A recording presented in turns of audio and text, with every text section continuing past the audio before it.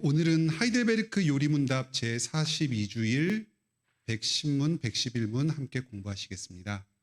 여기 볼륨을 잠깐 조절하겠습니다.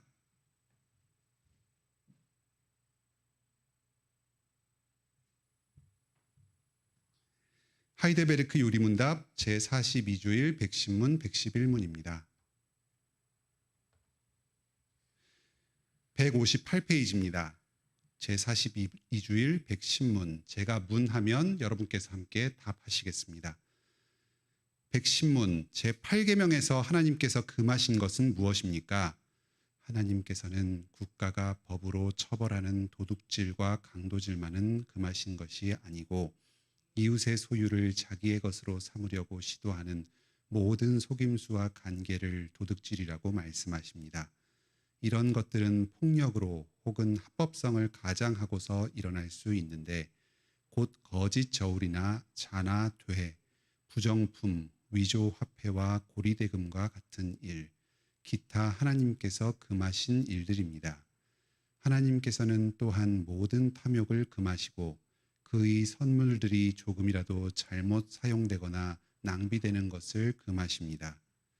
111문, 이 계명에서 하나님께서 원하시는 것은 무엇입니까? 내가 할 수 없고 해도 좋을 경우에는 나의 이웃의 유익을 증진시키며 내가 남에게 대접을 받고 싶은 대로 이웃에게 행하고 더 나아가 어려운 가운데 있는 가난한 사람을 도울 수 있도록 성실하게 일해야 합니다. 10계명, 8계명 배우겠습니다. 오늘 문답에서는 세 가지를 가르칩니다. 첫째, 다른 사람의 소유를 빼앗는 것을 금지합니다. 이건 쉽게 이해되시죠? 여기 거짓 저울, 자나돼 이런 것들을 예로 들고 있는데 당시에 아주 문제가 되었던 그런 일들이었습니다. 그래서 요리문답 쓰여질 당시의 상황을 반영해서 이런 게 나열이 되어 있고 오늘 우리 시대에는 아마 다른 예들이 있어야 될 겁니다.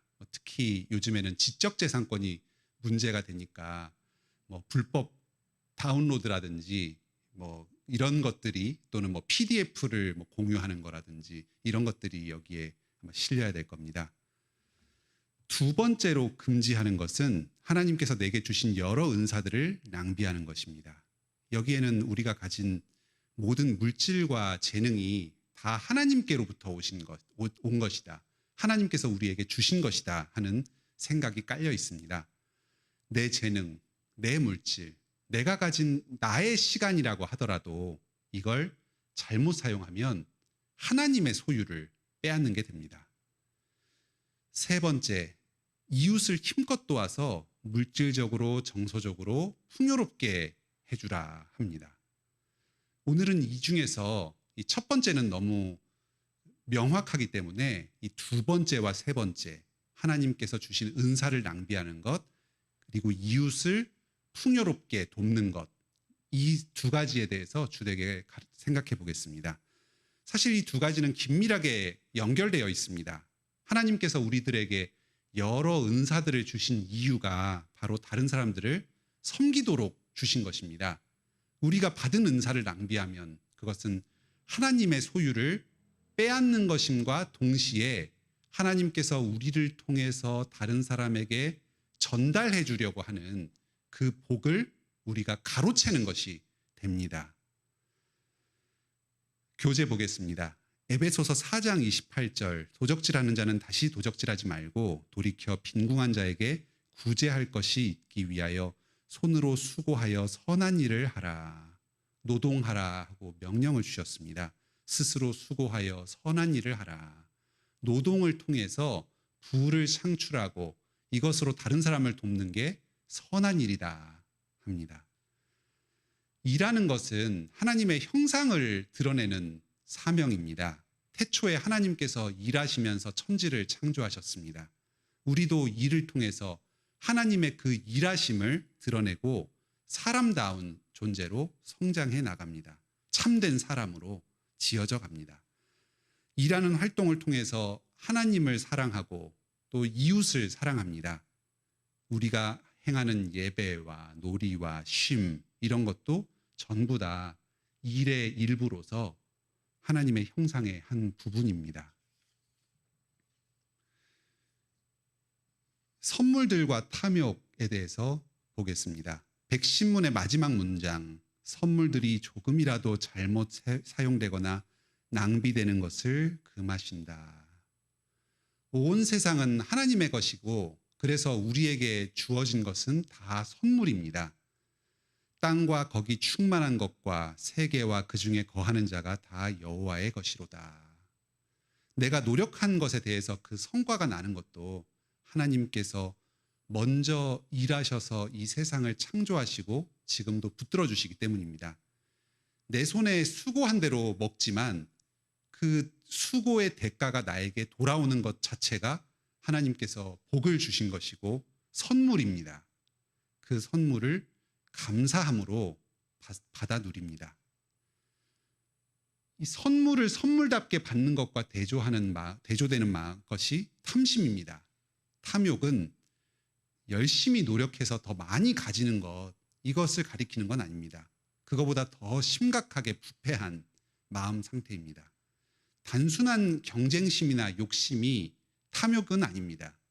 경쟁심이나 욕심 그 자체는 우리의 발전, 개인의 발전과 사회 발전의 원동력이 될 수도 있습니다. 근데 이게 지나쳐서 재물을 하나님처럼 높이고 섬기는 것, 이게 바로 탐심이고 우상숭배입니다. 하나님과 재물을 동시에 섬기는 것입니다. 재물에서 그 자체에서 안정과 깊은 만족을 찾습니다. 요즘 젊은 세대들은 집을 마련하는 게 거의 인생의 목표가 되었습니다. 최근에 서울 지역, 수도권 지역 집값이 아주 오르면서 이 집을 한 채 가지고 있으면 뭔가 나의 노후가 보장되고 인생의 안락이 올 수 있을 것 같다. 그렇게 생각하곤 합니다. 우상숭배가 되기가 쉽습니다.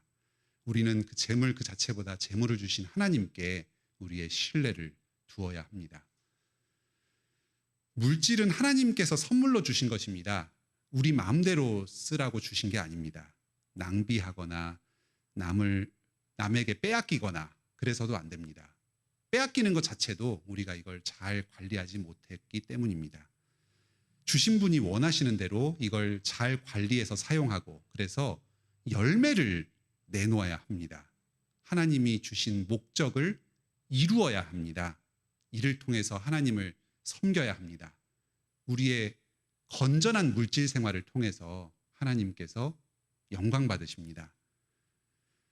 세 번째, 언약과 재물의 관계에 대해서 보겠습니다. 십계명을 주신 후에 가나안 땅을 선물로 주십니다. 시간 간격은 좀 있습니다. 한 40년 정도 시간이 있지만 이 계명을 주시고 또 신명기에서 다시 한번 그 계명을 확인시켜 주시고 그 다음에 가나안 땅을 선물로 주십니다. 각 가정은 여호수아서에서 보면은 제비 뽑기를 통해서 땅을 선물로 받습니다. 하나님께서 소유를 하시고 그것을 적절하게 지파마다 분배해 주셨습니다. 지파는 주신 것을 소중히 하고 잘 관리하면서 거기에 있는 가나안 거민들을 다 내쫓고 완전히 자기 소유로 만들 책임이 있었습니다. 그리고 다른 사람이 가진 땅을 탐내어서는 안 됐습니다. 희년 제도가 있습니다. 7년씩 7번, 49년이 지나고 50년째가 되면 희년을 선포하고 그동안 빚을 지거나 해서 다른 사람에게 소유가 넘어간 그 땅을 원래 분배받았던, 원래 하나님께서 주셨던 그 지파, 그 그 집안에게 다 돌려줍니다. 완전히 다른 사람의 땅을 소유로 가지는 것은 불가능했습니다. 문제가 있어서 일시적으로 가난하게 된 사람들에게는 땅을 좀 담보로 잡기도 하고 소유권을 일부 가지고 오기도 해서 그 돈도 빌려주고 했지만 희년이 되면 다시 원래 소유자, 하나님께로부터 땅을 받은 그 사람에게 돌려주어야 했습니다. 11조를 매년 내었습니다. 10분의 1, 또 여러 가지 그 재물들 바치는 제도를 보면 한 15에서 10분의 100분의 15나 한 10분의 2 정도까지 그렇게 그 헌금을 해서 제사장과 레위인을 부양하고 또 예배를 계속해서 유지했습니다. 3년마다 별도로 11조를 해서 레위인, 외국인, 고아, 과부, 그 사회 약자들과 함께 먹으면서 즐거워했습니다. 경제 활동을 하고 그로부터 소득을 얻어서 가난한 사람들과 예배를 섬기면서 하나님께 예배드리고 또 이웃을 사랑하도록 했습니다. 이스라엘 백성들이 받은 땅은 하나님과 맺은 그 언약의 선물이었습니다. 하나님을 생각하면서 자기 땅을 잘 관리하고 다른 사람 땅을 지켜줘야 됐습니다. 열왕기 상에서 대표적인 악한 왕으로 나오는 아합 왕과 이세벨 왕비가 있습니다. 아주 우상 숭배를 하는 악한 왕이었고 하나님의 큰 심판을 당했습니다. 이들이 많은 악을 저질렀는데 그 중에 심판을 당한 하나님의 저주를 선언받은 가장 직접적인 악이 바로 나봇의 포도원을 빼앗은 일이었습니다. 하나님께서 지파에게 땅을 나눠주셔가지고 그 땅에서 하나님의 사명을 이루면서 살도록 하셨는데 그걸 함부로 넘보고 거짓말과 살인을 통해서 땅을 빼앗은 것이 이들의 큰 잘못이었습니다.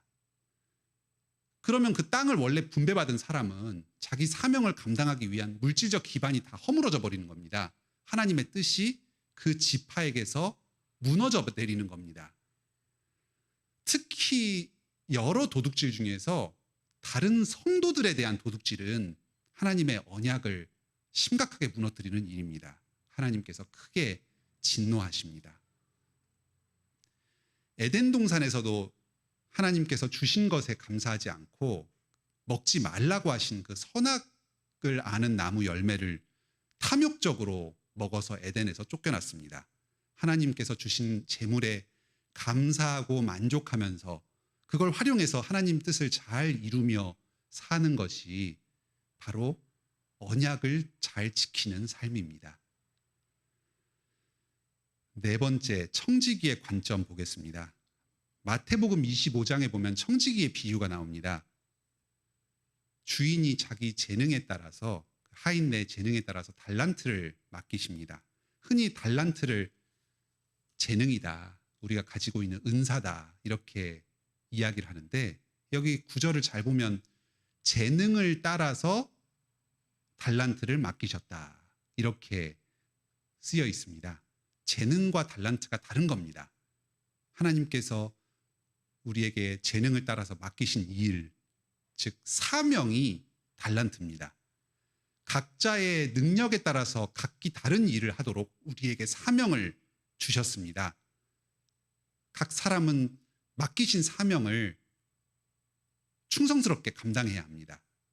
어떤 사람은 재능이 많아서 큰 사명을 받습니다. 어떤 사람은 재능이 적어서 작은 사명을 받습니다. 예수님께서 칭찬하시는 건 무엇이었습니까? 5달란트 남긴 종은 5배 칭찬을 받고 2달란트 남긴 종은 2배 칭찬을 받고 그 사명의 크기에 따라서 이룬 일의 크기에 따라서 칭찬을 받습니까? 재능의 크기, 사명의 크기는 칭찬의 대상이 아니었습니다.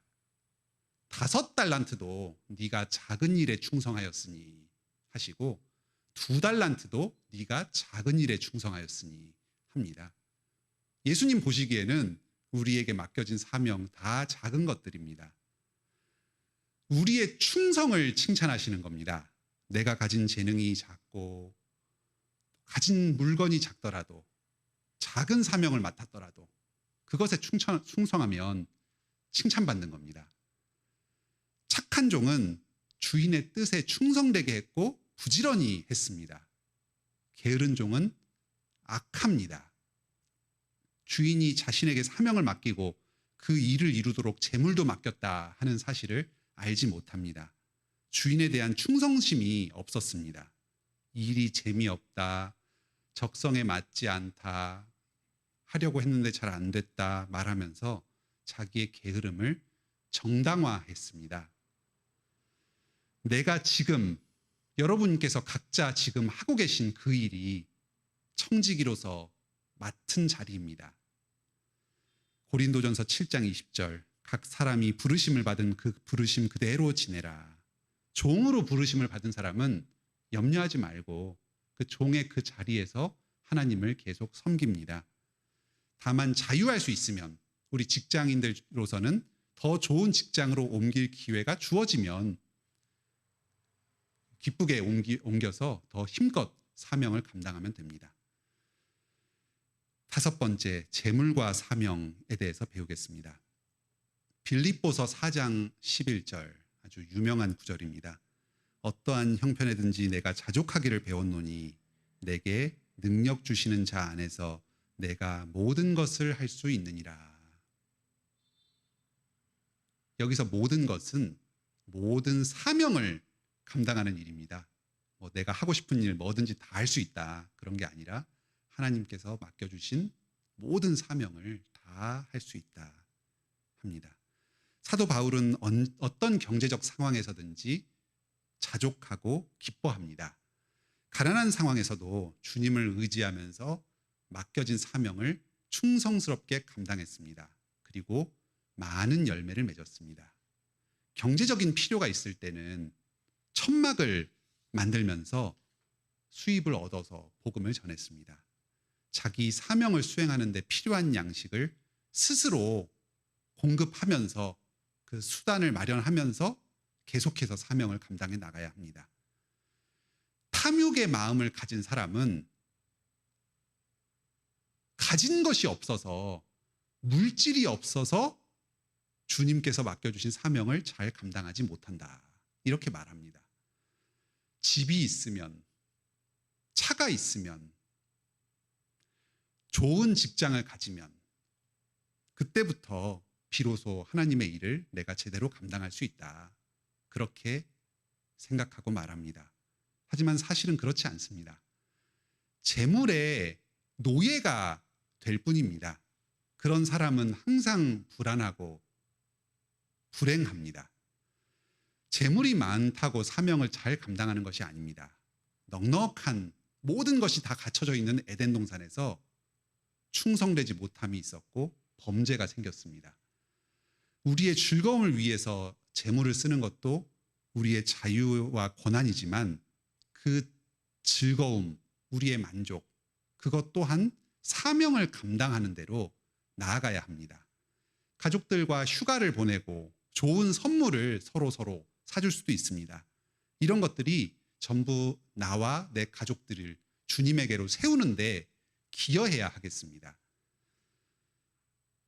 한 사람으로서 그리스도의 왕, 선지자, 제사장의 직분에 감당합니다. 우리도 참여합니다. 가정을 말씀으로 바로 세우고 직장에서 땀 흘려 일하면서 정당한 이윤을 거두고 교회에서 예배하고 또 교회를 섬기는데, 다른 성도들을 섬기는데 사용합니다. 일하는 과정 그 자체도 하나님의 형상으로서 감당하는 겁니다. 땅을 다스리고 정복하라는 이 사명의 연장선상에서 직업 활동을 수행합니다. 믿음으로 사랑 가운데 직업을 통해서 부를 창출하는 게, 이게 우리에게 주신 하나님의 사명입니다. 요즘은 자녀들도 집이나 차 이런 걸로 서로의 가치를 평가하고 매기는 문화가 익숙하다고 합니다. 그래서 어디 임대주택에 살거나 그러면은 그 아이들끼리도 굉장히 심하게 말을 하고 타고 다니는 차를 가지고도 서로 비교한다, 그런 이야기를 들은 적이 있습니다. 자녀들이 부모의 그 경제적인 빠듯함에 대해서 좀 불만을 표시할 수도 있습니다. 왜 우리 집은 이러냐, 왜 아빠는, 엄마는 나한테 이런 것도 못 해주냐 할 수 있습니다. 또 부모는 부모된 마음으로 자녀들에게 더 좋은 환경을 제공해주지 못해서 미안한 마음이 들기도 합니다. 우리 믿음으로 세워지는 가정은 말씀의 가르침으로 이러한 세상의 문화를 넘어서야 합니다.